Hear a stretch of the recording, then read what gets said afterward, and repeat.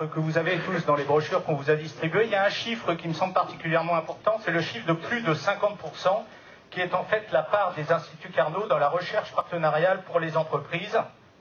Et ce chiffre, il traduit bien sûr la place majeure qu'occupent ces instituts Carnot dans l'écosystème de la recherche et de l'innovation. Et vous, aujourd'hui, vous souhaitez, Laurent, aller plus loin.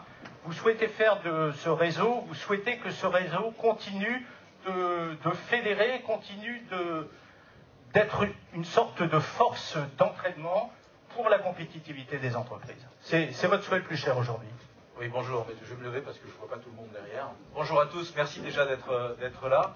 Effectivement, les Carnot ont une place privilégiée dans la recherche publique.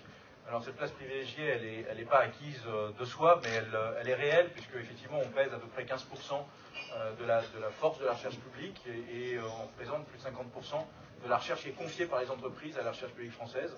Alors l'objectif n'est pas de chercher absolument à accroître, mais c'est de rendre ça plus productif, plus utile à l'industrie, et en particulier à l'industrie française, et puis de servir d'effet d'entraînement effectivement à l'ensemble de la recherche publique. Alors, je vais vous passer quelques messages qui me semblent importants pour moi sur les instituts Carnot. Donc, comme j'ai dit, c'est la recherche pour les entreprises, qui n'est pas un vain mot quand on vient de la recherche publique, que d'afficher un motto comme celui-là. C'est un réseau qui est assez global. Il est assez global thématiquement, avec des distributions thématiques, ou une couverture thématique qui va de l'ingénierie en sciences dures jusqu'à la life science et à la biologie, qui couvre des technologies génériques, mais qui couvre aussi certains domaines applicatifs, comme le bâtiment ou comme l'aéronautique. Et puis c'est une couverture géographique importante, ce qui fait que il y a toujours un Carnot près de chez vous, si j'ose dire, dès lors que vous êtes industriel français. Et notre objectif, c'est de rendre ce réseau de compétences au service de l'industrie française, où qu'elle soit, et quelle que soit sa taille. Alors, le fait de peser 50% de la recherche publique et d'être un effet, d'être une concentration de l'activité auprès des entreprises, ça provient d'abord d'un engagement. Et ça, c'est pour moi un des mots les plus forts de ce réseau et de ces instituts Carnot. C'est un engagement fort que les gens, les femmes, les hommes de ces instituts ont pris, au-delà de ce que leur donne leur tutelle, leur employeur et de comment ils sont sélectionnés éventuellement pour être embauchés. C'est un vrai engagement à essayer de faire en sorte que la recherche publique française soit utile à l'entreprise, où qu'elle soit, quel que soit son domaine. C'est un engagement qu'on partage. Nous, 34 Carnot, on se rejoint complètement, quelles que soient nos différences de statut, de nature, de géographie ou de thématique, on se rejoint sur cet objectif et sur cet engagement, c'est important. C'est un engagement dans le collectif, au sens où on essaye de s'entraider pour progresser collectivement et que chacun dans nos sphères d'activité, on s'améliore en ce sens-là. Et puis c'est un engagement prouvé, parce que l'engagement c'est bien, mais s'il n'y a pas les résultats, ça vaut quand même peu ou c'est peu durable. Et l'engagement, alors, comme vous l'avez dit, il y a toute une nuée de chiffres dans le dossier qui est sur vos chaises.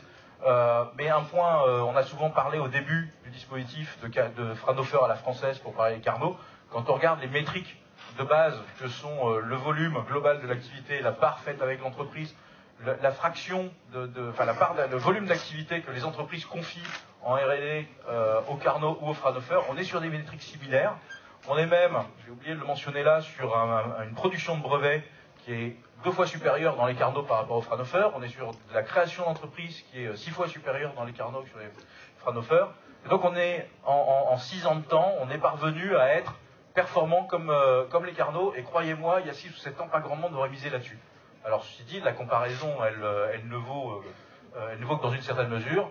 Il ne s'agit pas d'essayer de faire un Fraunhofer à l'identique. Il ne s'agit pas de faire une intégration totale et de changer les structures. On essaie d'être très pragmatique. C'est le cas du ministère de la Recherche, et je remercie tous ses représentants, et notamment la ministre. C'est le cas de l'ANR, qui nous a énormément accompagnés, et sans laquelle il aurait été difficile de réaliser tout ça. On a vraiment progressé, et le dispositif Carnot est un dispositif de transformation douce de la recherche française, de façon à permettre à la recherche publique française de travailler mieux et plus au profit de l'entreprise. Alors, juste une dernière slide. On partage aussi un certain nombre de valeurs. Pour moi, les Carnot, c'est un sens de l'efficacité. Ça veut dire qu'on essaye de progresser ensemble. Ça veut dire qu'on développe vraiment une culture de résultat. Pas seulement une culture de performance, mais aussi une culture de résultat avec l'engagement. C'est une ambition pour nous-mêmes et une ambition pour l'industrie. C'est se rendre accessible, et c'est un des enjeux des années qui viennent que d'essayer d'être plus aisément accessible encore au profit de l'industrie. C'est pas si facile, 19 000 chercheurs, savoir trouver pour une PME basé en Bretagne, quelle est la bonne plateforme ou les bonnes compétences qui lui sont utiles à l'autre bout de la France. Ça demande de l'organisation de notre part, mais ça fait partie de notre ambition. Je pense que la focalisation qu'on a fait, enfin, l'effort qu'on a fait de travailler mieux au profit des PME se retrouve dans les chiffres. On a cru très fortement dans notre activité au profit de l'industrie ces dernières années, plus de 15% par an, et la part des PME là-dedans a cru à la même vitesse, voire légèrement plus rapidement. Mais se rendre accessible est toujours un enjeu du quotidien et sur lequel on va travailler dans les années qui viennent. Et puis la solidarité, elle est double, c'est une solidarité entre nous, parce que c'est comme ça qu'on progresse, c'est une solidarité vers l'entreprise également, parce que les chercheurs des Carnot s'approprient réellement les objectifs et les ambitions de l'entreprise et sont solidaires de ça dans leur action. C'est un point important. Alors, la trèfle à 4 feuilles, c'est bien pour forcer la chance, mais c'est modérément productif, donc il faut un cœur. S'il n'y a pas de cœur, il n'y a pas de pollen. S'il n'y a pas de pollen, il n'y a pas de miel. Donc le cœur est important, et le cœur, il nous rejoint dans la création de valeur. Et là encore, vous voyez bien la logique dans laquelle on est. La recherche publique, c'est bien. La recherche publique qui aide l'entreprise, c'est mieux. Et c'est là-dessus qu'on se rejoint. Merci beaucoup. Voilà, Laurent Mallier, président de l'association des Instituts Carnot. On va passer la parole maintenant en représentation de Jean-Luc Bélingard, président du comité de pilotage Carnot, à Patrice Desmarais, qui est membre de ce comité de pilotage depuis le premier jour, depuis la fin de l'année 2005, vous m'arrêtez si je me trompe Patrice, et qui est également membre de l'Académie des technologies.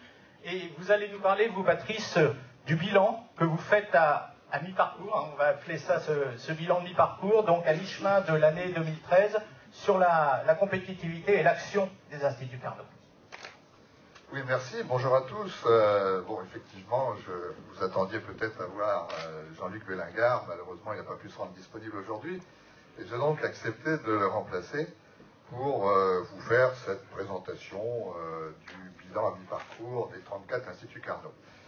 Alors, comme on vous l'a dit, je suis membre de l'Académie des technologies, et l'Académie des technologies est assez bien impliquée dans ce comité de pilotage, puisque nous sommes 3 membres de l'Académie des technologies parmi les 15.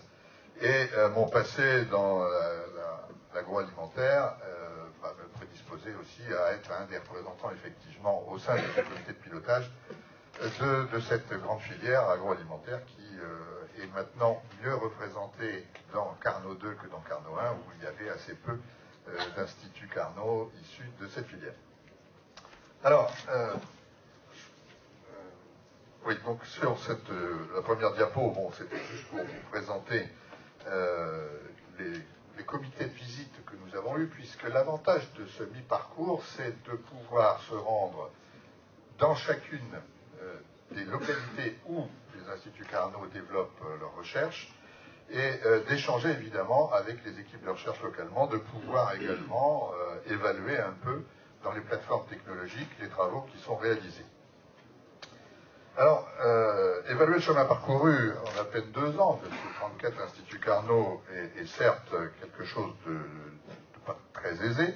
Néanmoins, c'est une procédure qui est très vertueuse parce qu'elle permet d'encourager les instituts à poursuivre leurs efforts vers cette recherche partenariale avec les entreprises.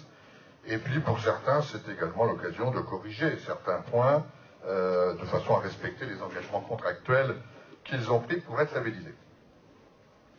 Alors, on peut, à l'issue de ces visites, dire très clairement que le dispositif Carnot poursuit sur la voie de la réussite.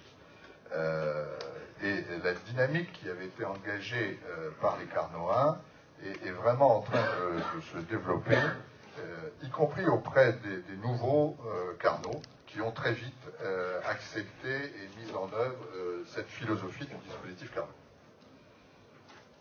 Sur cette diapo 2 là, que vous avez vu, je voulais juste quand même vous dire que cette ambition nationale de développer un dispositif à l'image des Fraunhofer a un ancrage territorial très fort, puisqu'on peut considérer qu'aujourd'hui l'ensemble du territoire est couvert par les Instituts Carnot.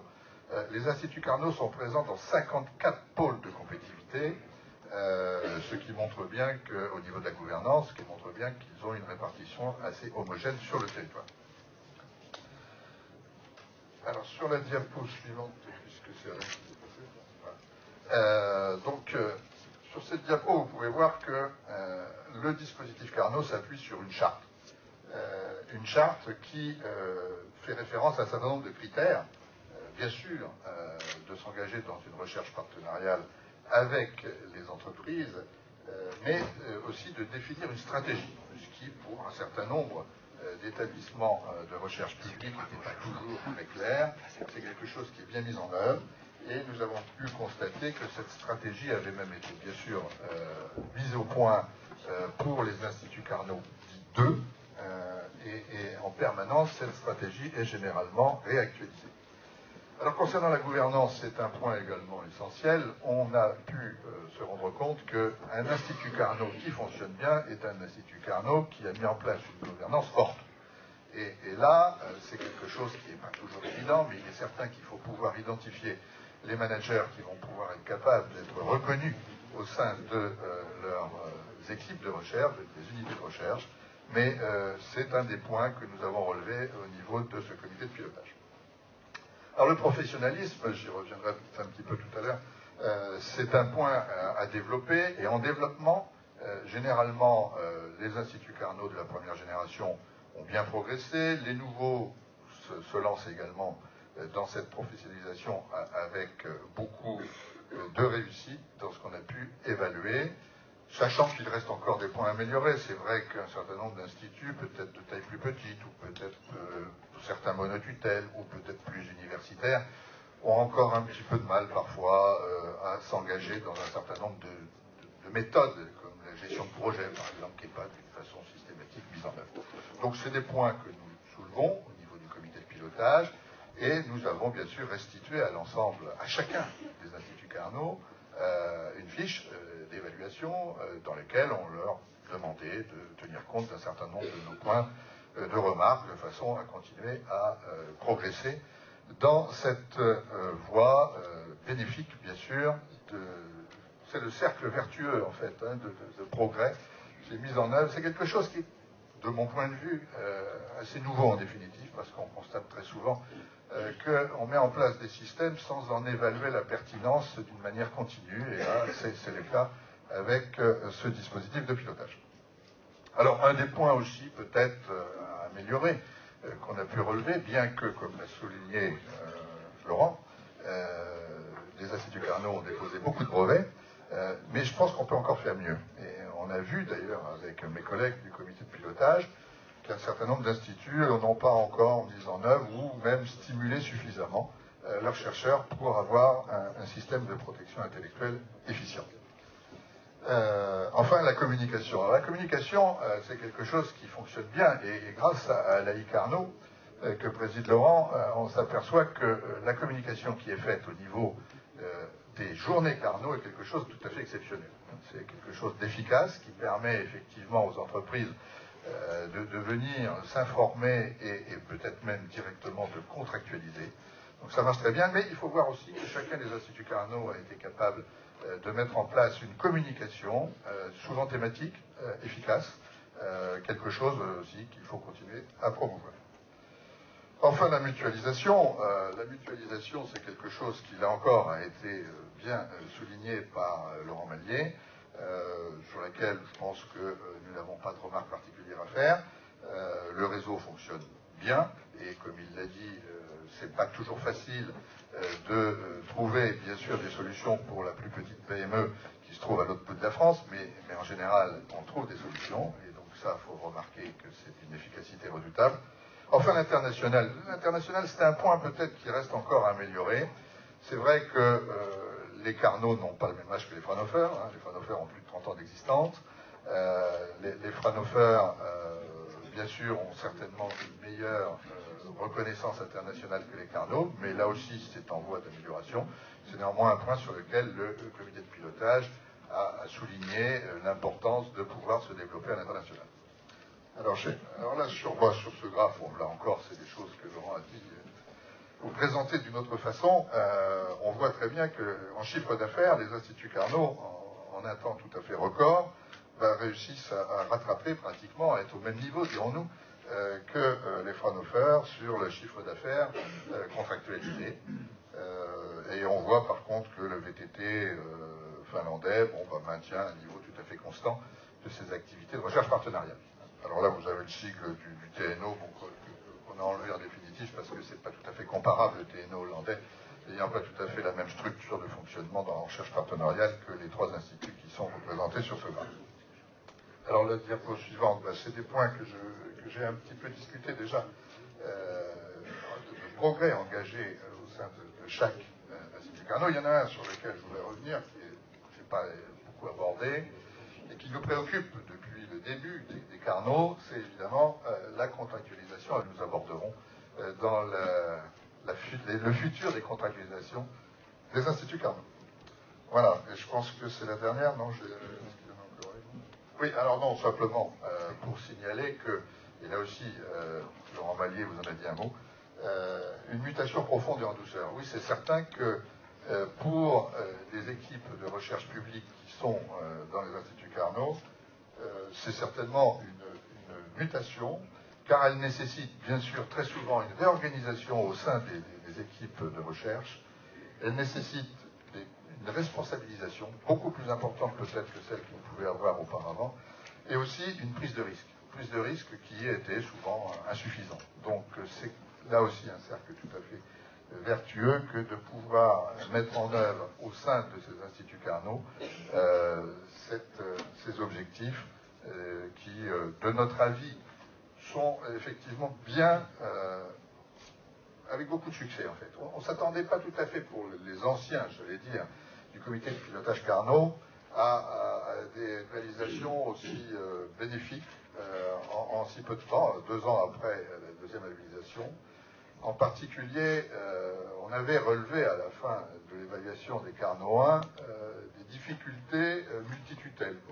Bon, eh bien, on s'aperçoit aujourd'hui que ce n'est pas un facteur discriminant, que les instituts Carnot multitutelles réussissent aussi bien que les monotutelles. Donc en fait, il y a un certain nombre de points qu'on avait soulevés qui me semblent apparemment bien résolus. Voilà, je vous remercie de votre attention.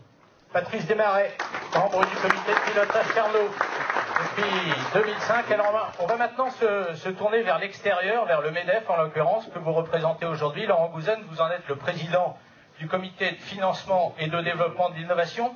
Alors si vous m'y autorisez, Madame Fioraso, pour vous lancer, Laurent Gouzen, je vais reprendre une phrase que vous aviez prononcée en 2012, je vais la lire, je vous cite. Les instituts Carnot sont incontournables dans la politique actuelle de rapprochement entre la recherche publique et l'entreprise. Et vous, Laurent Gouzen, vous confirmez véritablement que l'entreprise française aujourd'hui compte sur la recherche publique et qu'elle compte particulièrement sur les instituts Carnot. Oui, alors là, les entreprises ont de plus en plus besoin d'innovation et je pense que personne ici peut le nier. La seule porte de sortie pour l'industrie française, c'est la compétitivité, l'innovation par les produits et l'innovation technologique qui a une place évidemment tout à fait particulière et les Carnot sont justement là pour aider les entreprises à se développer.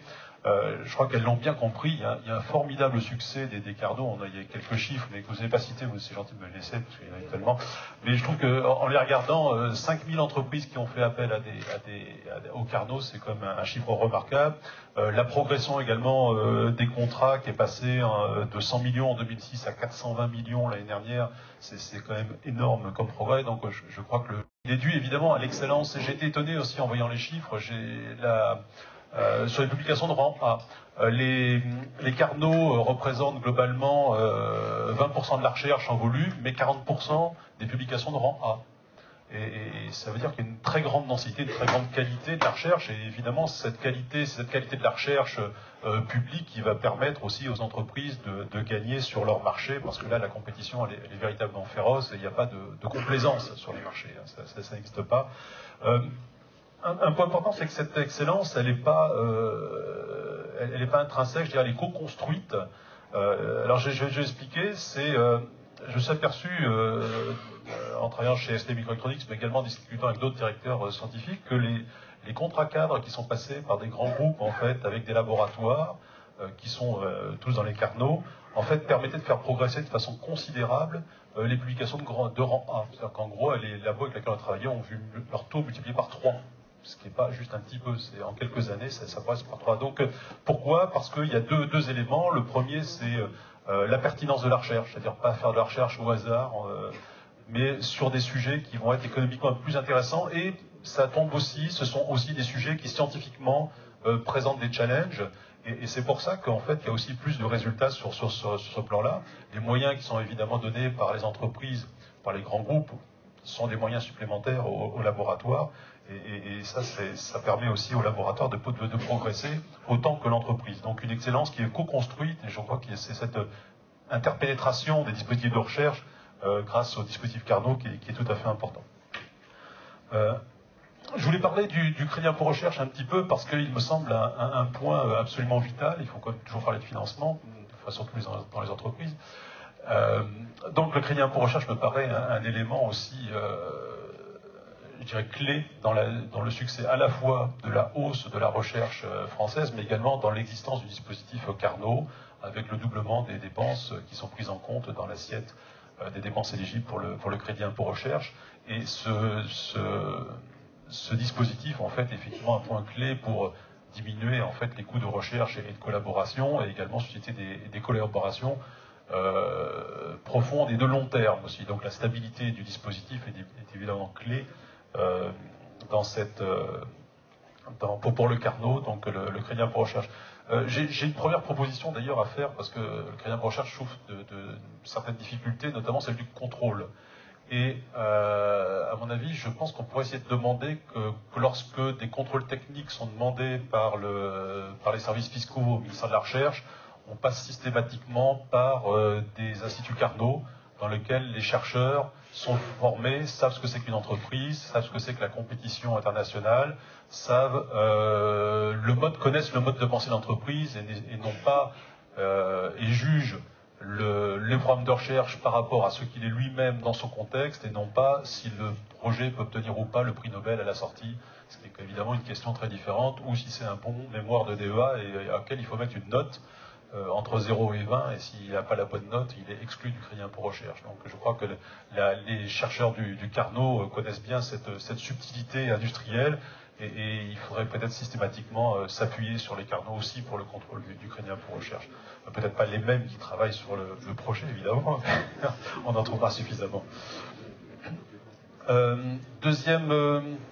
Un point qui m'étonnait en regardant les chiffres, c'était l'abondement. J'étais un petit peu étonné, bon, peut-être question à Madame Fioraso pour tout à l'heure, l'abondement qui restait stable en fait au cours des années depuis le début, quand il y avait une quinzaine de Carnot, et puis qui aujourd'hui à 34 est toujours au même niveau de 60 millions d'euros. Alors je sais qu'il y a d'autres dispositifs un peu complémentaires, mais la question du ressourcement est une question aussi de long terme, donc il faut voir en fait si cet abondement conserve, je dirais, le caractère incitatif nécessaire, même si l'argent qui est apporté par les entreprises est évidemment de plus en plus important. En termes de collaboration avec les entreprises, ce que je vois aussi sur le terrain, c'est une certaine difficulté. On a parlé de beaucoup de PME qui sont rentrées à la fois dans le crédit impôt recherche, mais qui aussi, grâce au crédit impôt recherche, ont compris l'importance de la recherche. Maintenant, essayer aussi de comprendre la recherche collaborative, et effectivement, elles ont beaucoup de mal à identifier. C'est même en amont d'identifier le bon laboratoire de recherche, c'est comment poser bien leurs problèmes, comment le modéliser, par quel bout le prendre en fait finalement, parce qu'ils ont un problème de marché, mais ils n'ont pas un problème scientifique, c'est pas tout à fait la même chose. Donc il y a un problème de traduction, c'est un problème de langage, c'est-à-dire que le langage de base du scientifique, c'est un langage de science, un langage technique, et c'est pas toujours le langage dont dispose la PME, qui souvent n'a pas le background, ils n'ont pas les doctorats, ils n'ont pas les bacs plus 5, les ingénieurs, etc. Les PME ne sont pas toujours aussi bien outillés que les laboratoires, il n'y a pas la même densité de matières grises. Et donc, sans doute que avoir des dispositifs style un peu commercial, je mets entre guillemets, qui permettraient de traduire un peu plus la demande des entreprises en projet scientifique serait un dispositif utile. Donc c'est pas les gens qui viennent en disant voilà mon problème, mais du point de vue scientifique, c'est un problème de langage. Voilà mon problème en tant qu'entreprise. Dernier point aussi sur la propriété intellectuelle aussi, parce que je sais que c'est un point aussi important pour les entreprises. Ces contrats de pays se gèrent en fait différemment selon les secteurs. En pharmacie et en technologie, c'est pas les mêmes. C'est souvent en technologie intégrée dans tout un ensemble de systèmes beaucoup plus complexes, et les contrats de pays doivent être évidemment dans ces secteurs-là extrêmement simplifiés, parce qu'il devient quasi impossible de retrouver l'impact d'un brevet en lui-même, donc c'est ce qui n'est pas tout à fait le cas de l'industrie de la chimie ou du médicament ou de la médecine. dans certains cas. Donc il faut absolument qu'il y ait des procédures rapides qui permettent en fait que ce sujet de propriété intellectuelle ne soit pas un frein en fait dans l'établissement des contrats. Voilà, je crois que j'ai... Merci beaucoup. Laurent Gouzen, donc président du comité de financement et de développement de l'innovation.